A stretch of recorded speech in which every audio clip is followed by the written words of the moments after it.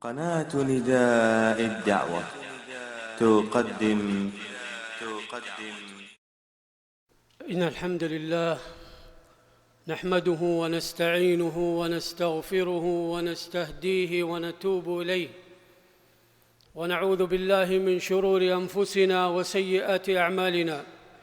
من يهده الله فلا مضل له ومن يضلل فلا هادي له، وأشهد أن لا إله إلا الله وحده لا شريك له، وأشهد أن سيدنا ونبينا وإمامنا وقدوتنا محمدًا عبد الله ورسوله، صلى الله وسلم وبارك عليه وعلى آله وصحبه وسلم تسليماً كثيراً. أما بعد، يا أيها الذين آمنوا اتقوا الله حق تقاته ولا تموتن إلا وأنتم مسلمون.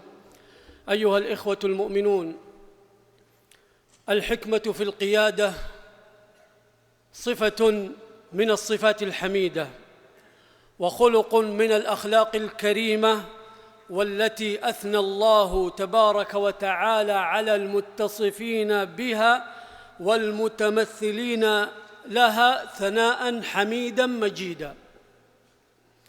يقول ربنا تبارك وتعالى: يؤتي الحكمة من يشاء ومن يؤت الحكمة فقد أوتي خيرا كثيرا وما يذكر إلا أولو الألباب.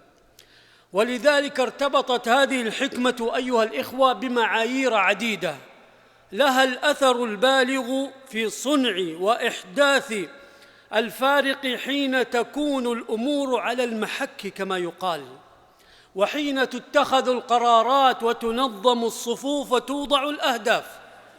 وقس على ذلك عندما تكون مثالية في السلوك والقرارات.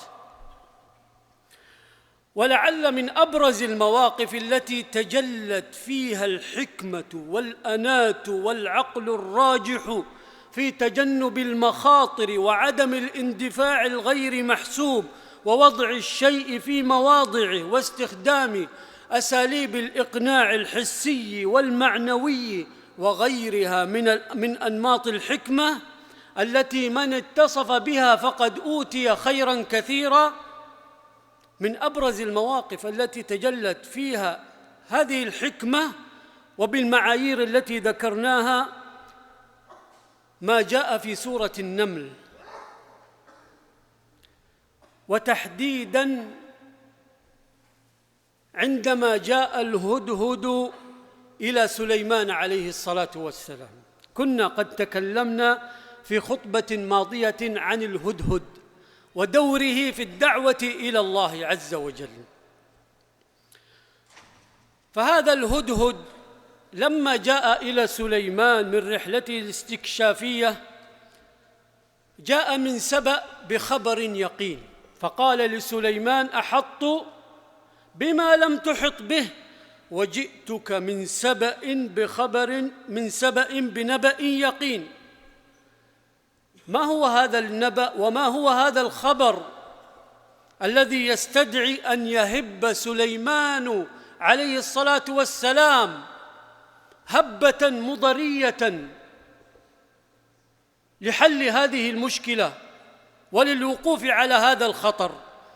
قال له: إني وجدت امرأة تملكهم وأوتيت من كل شيء ولها عرش عظيم. انظروا إلى الوصف البليغ أيها الإخوة: وجدتها وقومها يسجدون للشمس من دون الله وزين لهم الشيطان أعمالهم فصدهم عن السبيل فهم لا يهتدون. ثم استيقظت هنا الفطرة حتى عند الحيوان ألا يسجدوا لله الذي يخرج الخبأ في السماوات والأرض ويعلم ما تخفون وما تعلنون. الله لا إله إلا هو، الله لا إله إلا هو رب العرش العظيم. انتهى بيان الهدهد المختصر الذي يكشف عن جريمة عظيمة ومخالفة جسيمة ترتكب على أرض الله وتصادم دعوة سليمان عليه السلام ونبوته التي بعث من أجلها وهي الدعوة إلى الله تعالى وتوحيده وعبادته. أيها الإخوة، ماذا فعل سليمان؟ هل أجازهم على شركهم؟ هل أعلن الحرب عليهم؟ هل تردد أو تلكأ أو تنصل من دعوته؟ كلا وحاشاه عليه الصلاة والسلام. إنما سلك أولاً وقبل أي خطوة سلك مبدأ التثبت. فتبينوا فتثبتوا. سلك مبدأ التثبت والنظر في أحوالهم وتقدير ردة الفعل المتوقعة إزاء هذه الواقعة الخطيرة. قال: سننظر أصدقت أم كنت من الكاذبين. ثم كلف الهدهد بمهمة استكشافية استخباراتية تحتاج إلى السرعة والدقة والمناورة، ثم الرفع بتقرير مفصل للواقعة. اذهب بكتابي هذا، هذه هي المهمة، فألقه إليهم ثم تولى عنهم. انتظر ردة الفعل، ثم تولى عنهم فانظر ماذا يرجعون. فانطلق الهدهد حتى وصل إلى قصر ملكة سبأ، ومن ثم إلى مكان خلوتها ومخدعها، فألقى الرسالة فوقعت بين يديها، وبقي الهدهد يراقب الموقف كما أمره سليمان عليه السلام. قرأت الملكة الخطاب، وإذا مضمونه الدعوة إلى وحدانية الله والأمر بالدخول تحت ملك سليمان وعدم الإباء والاستكبار. هنا أيها الإخوة تأتي الحكمة، هنا تختبر رجاحة العقل، هنا تبتلى ردة الفعل المناسبة، هنا نستطيع تلمس جملة من خصائص حكمة هذه المرأة، هذه الملكة التي تدل على استقامتها كحاكمة وعلى ذكائها ورجاحة عقلها، وهي صفات حميدة ستقودها بلا شك في النهاية إلى الهداية. أيها الإخوة، ملكة سبأ لما قرأت كتاب سليمان عليه السلام لم تعمد، وهنا تأتي الحكمة، هنا تأتي الروية، لم تعمد إلى رد فعل متسرع تغلب عليه العاطفة المتعجلة، وأيضا لم تنفرد باتخاذ موقف متهور طائش أرعن يأتي بما لم تحمد عقباه، بل جمعت أهل الحل والعقد والمشورة والملأ والكبراء، جمعتهم ولتجعلهم شركاء في المسؤولية واتخاذ القرار المصيري. فعرضت عليهم الأمر المستجد، وقرأت عليهم خطاب سليمان عليه السلام. ويبين السياق القرآني أن دأبها الرجوع إليهم قبل اتخاذ أي قرار نافذ. اسمعوا ماذا قالت هذه الملكة الراشدة الحكيمة. قالت: يا أيها الملأ إني ألقي إلي كتاب كريم. لم تقل فيه تهديد أو وعيد، عرفت مكانة سليمان عليه السلام. إني ألقي إلي كتاب كريم إنه من سليمان وإنه بسم الله الرحمن الرحيم. ما أجمله من خطاب ابتدأ بسم الله الأعظم، بسم الله الرحمن الرحيم، ألا تعلوا علي وأتوني مسلمين. قالت: يا أيها الملأ، انظروا إلى رجاحة العقل، إلى طلب المشورة: يا أيها الملأ أفتوني في أمري ما كنت قاطعة أمرا حتى تشهدون.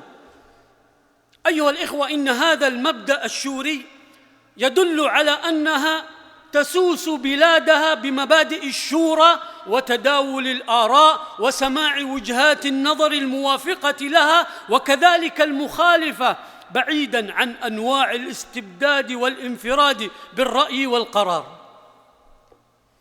هنا وقفة أيها الإخوة. من المؤكد أن في ثنايا خطاب سليمان عليه السلام تعريفاً بالإسلام ما هددهم مباشرة،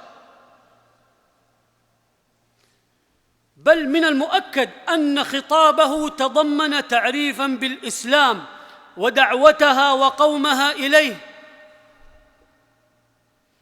أن في ثنايا خطاب سليمان تعريفاً بالإسلام ودعوتها وقومها إليه، إذ لو اقتصرت الرسالة على التهديد في قوله ألا تعلوا علي وأتوني مسلمين لما استقام وصفها للخطاب بأنه كريم. وكذلك ختم سليمان عليه السلام كتابه بالحزم والصرامة وعدم الخوف منهم، بل استبق ميلهم إلى الخيار العسكري بخطاب قوي يدل على امتلاكه قوة أكبر وأفتك من قوتهم حتى لا يفكروا في حمل السلاح في وجهه. وتلك والله هي الحكمة بعينها في مثل هذه المواقف. أيها الإخوة، أصحاب الشورى وبرلمان الدولة كما يقال ركنوا إلى أسباب القوة والعدد والعتاد العسكري التي يملكونها، وأكدوا استعدادهم للحرب تاركين كلمة الفصل لملكتهم، مما يؤكد اطمئنانهم إلى حنكتها وخبرتها وحكمتها ودهائها. قالوا: نحن أولو قوة، نحن أشداء، نحن نملك العتاد العسكري، نحن أولو قوة وأولو بأس شديد، والأمر إليك، أنت من يقرر، والأمر إليك فانظري ماذا تأمرين. لكن الملكة الحكيمة الراشدة أبدت تريثاً وأناة وتوان ورؤية في اتخاذ أي قرار حاسم ونطقت بكلمة من ذهب هي سنة يقررها علم الاجتماع السياسي. قالت: إن الملوك، يا أيها الملأ، يا قوم، إن الملوك إذا دخلوا قرية، إذا أردتم الحرب، إن الملوك إذا دخلوا قرية أفسدوها وجعلوا أعزة أهلها أذلة، وكذلك يفعلون. فالملوك الغزاة إذا غزوا مجتمعاً قديماً أو حديثاً، إذا غزوا مجتمعاً ساقوا معهم الفساد المالي والمعنوي والمادي، وهو ديدن الاستعمار الغاشم دائماً بالتخريب والتدمير والفساد الأخلاقي والإذلال والاستحواذ على مقدرات البلاد وثرواتها، وحتى ترتبك الأمة المغلوبة وتنهار فتفقد القدرة على المقاومة ودفع ورفع العدوان على بلادها. لكن ملكة سبأ وظفت عقلها وذكاءها ونظرتها الثاقبة في معرفة ما يريد سليمان باهتدائها إلى اختبار وامتحان لسليمان عليه الصلاة والسلام. الملكة أيها الإخوة والحاكمة ملكة سبأ تريد أن تعرف هل هذا سليمان هل هو نبي كما يدعي أم حاكم يتذرع لغزو بلادها؟ وأيضاً أرادت أن تعلم الفرق بين أصحاب المبادئ وأصحاب المصالح، وبين أبناء الدنيا وأبناء الآخرة، وبين الدعاة المخلصين وبين البغاة المفسدين الذين يستهدفون الثروات ويستولون على الموارد والمقدرات. أرادت أن تعرف هذا في شخص سليمان، فقالت: وإني مرسلة إليهم بهدية. اختبار، فناظرة بما يرجع المرسلون. لكن سليمان عليه الصلاة والسلام الله تبارك وتعالى آتاه العلم والحكمة والفهم وعلمه مما يشاء، لم تنطلع عليه هذه المكيدة وشراء الذمم، فكان رده حازما. فلما جاء سليمان قال: أتمدونني بمال؟ تمدونني برشوة؟ تريدون أن تبتزوني؟ تريدون أن أرجع عن قراري بهدية؟ ارجع إليهم. أتريدون أن تمدونني بمال؟ فما آتاني الله خير مما آتاكم بل أنتم بهديتكم تفرحون. ثم وجه الخطاب الحازم لرسول الملكة: ارجع إليهم فلنأتينهم بجنود لا قبل لهم بها ولنخرجنهم منها أذلة وهم صاغرون. موقف أيها الإخوة في غاية الحزم والصلابة، ويقطر رفضا وغضبا، حتى لا تحدثهم أنفسهم بالميل إلى الخيار العسكري الذي يفوقهم فيه سليمان بالعدد والعدة والتأييد من رب العالمين. وصلت رسالة سليمان إلى بلقيس، وتيقنت الملكة أنها لا طاقة لها ولا قبل لها بسليمان، لا قبل لها بالحرب والمقاومة، وأن الحل هو الاستسلام والدخول في الإسلام. هذا هو الحل الوحيد للحفاظ على ملكها وقومها. ثم جاءت الأخبار سليمان أن المرأة ستأتي وقومها مذعنين مسلمين، فأراد سليمان عليه السلام أن يحدث لها مفاجأة تزلزلها وتؤكد لها عيانا أن لدى سليمان من تأييد الله ومن فضل الله من عناصر القوة ما يفوق قدرات مملكتها العظيمة، ولتستجيب وقومها عن قناعة وصدق لا عن استسلام فقط. أيها الإخوة، ما هي هذه المفاجأة؟ وكيف ستكون؟ وكيف أسلمت ملكة سبأ؟ هذا ما سنعرفه في الخطبة الثانية بإذن الله. أقول قولي هذا وأستغفر الله العظيم لي ولكم ولسائر المسلمين من كل ذنب، فاستغفروه وتوبوا إليه إنه هو الغفور الرحيم.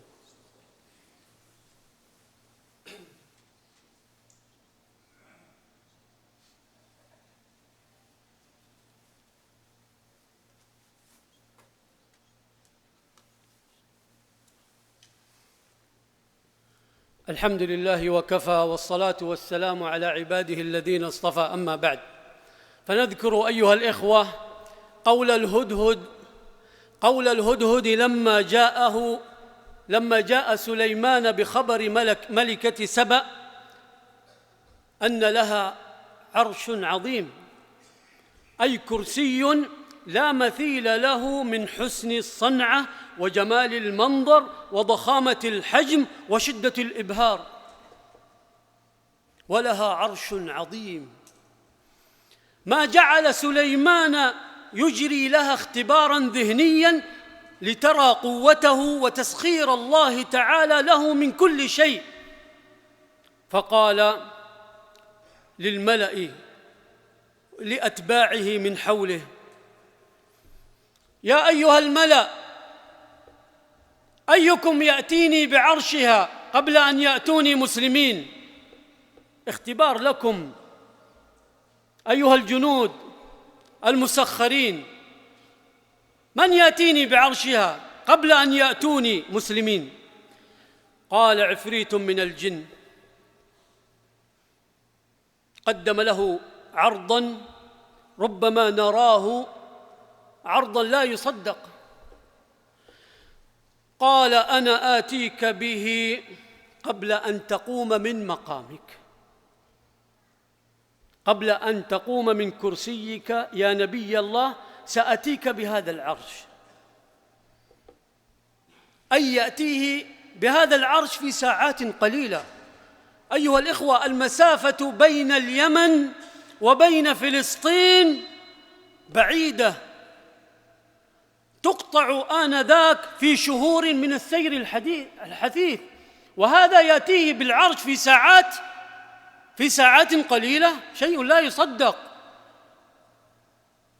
لكن سليمان ما أعجبه هذا العرض، هو يريد أن يرى عظمة ملك الله الذي أعطاه إياه أمامه في هذا الاختبار. فجاءه العرض الآخر الأدهى والأغرب والأعجب ممن عنده علم من الكتاب. هذا واحد عرف اسم الله الأعظم كما يقال، عنده علم من الكتاب، فقال لسليمان: اسمعوا إلى العرض، اسمعوا إلى الإعجاز، شيء لا يصدق. أنا آتيك به قبل أن يرتد إليك طرفك. لا إله إلا الله. ما بين غمضة عين وانتباهتها يأتيك العرش أمامك، وفي غمضة عين وسرعة مذهلة إذا عرش الملكة بين يدي سليمان عليه السلام. أي ملك هذا أيها الإخوة؟ أي ملك هذا؟ أي فضل هذا؟ لما رأى سليمان عليه السلام العرش بين يديه ما زهى ولا بطر ولا انتفش ولا استكبر، إنما تواضع لله وحمد وشكر. ماذا قال؟ قال: هذا من فضل ربي، هذا من فضل ربي ليبلوني أأشكر أم أكفر، ومن شكر فإنما يشكر لنفسه، ومن كفر فإن ربي غني كريم.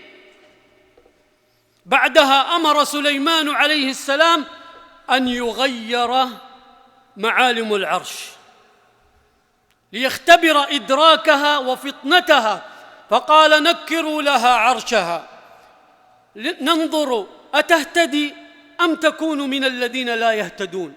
فلما وصلت الملكة وحاشيتها إلى سليمان مذعنة مسلمة قيل: أروها العرش. قيل: هكذا عرشك؟ قالت بإجابة ذكية وفطنة: كأنه هو، يشبهه. وهي غير مصدقة، وأصابتها الدهشة من عظمة ملك سليمان. وإمعانا في بيان عظمة ملك سليمان أمرت أن تدخل إلى قصر سليمان عليه السلام كما قال المفسرون، وإذا بمجرى مائي يتعين اجتيازه للدخول، فرفعت ثيابها لما رأت هذا المجرى المائي حتى لا تبتل، فكشفوا لها عن مفاجأة أخرى من العيار الثقيل. قيل لها: ادخلي الصرح، ادخلي هذا القصر. فلما رأت هذا المجرى المائي حسبته لجة وكشفت عن ساقيها. قال: إنه صرح ممرد من قوارير. هذا المجرى المائي لا ترفعي ثيابك، هذا مجرى مائي مغطى بالزجاج السميك الناعم وبطريقة هندسية دقيقة وبديعة. فلما رأت هذا الإعجاز، لما رأت هذا الملك، لما رأت هذه العظمة، لما رأت تسخير الله تعالى لهذا النبي الكريم هنا أسقط في أيديها. لم تجد ملكة سبأ عندها بدا من التسليم لإمارات النبوة وقوة الملك، فقالت: رب إني ظلمت نفسي وأسلمت مع سليمان لله رب العالمين.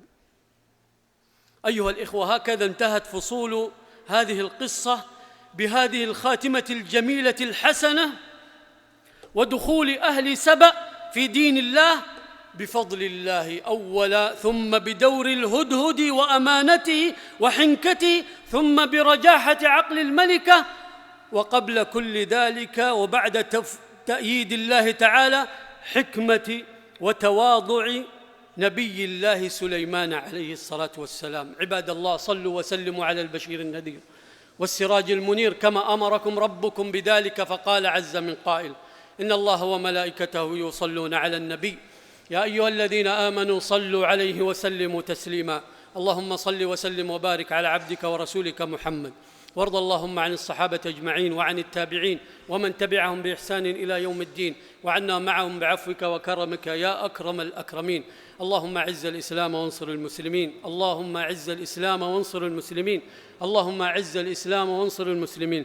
اللهم إنا نسألك من كل خير خزائنه بيدك، ونعوذ بك من كل شر خزائنه بيدك. نعوذ بك من زوال نعمتك وتحول عافيتك وفجاءة نقمتك وجميع سخطك يا رب العالمين. اللهم أحسن عاقبتنا في الأمور كلها وأجرنا من خزي الدنيا وعذاب الآخرة. اللهم اغفر لنا ذنوبنا كلها دقها وجلها أولها وآخرها علانيتها وسرها برحمتك يا أرحم الراحمين. ربنا آتنا في الدنيا حسنة وفي الآخرة حسنة وقنا عذاب النار. اللهم إنا نعوذ برضاك من سخطك وبمعافاتك من عقوبتك، وبك منك لا نحصي ثناء عليك أنت كما أثنيت على نفسك. ربنا آتنا في الدنيا حسنة وفي الآخرة حسنة وقنا عذاب النار. سبحان ربنا رب العزة عما يصفون، وسلام على المرسلين، والحمد لله رب العالمين.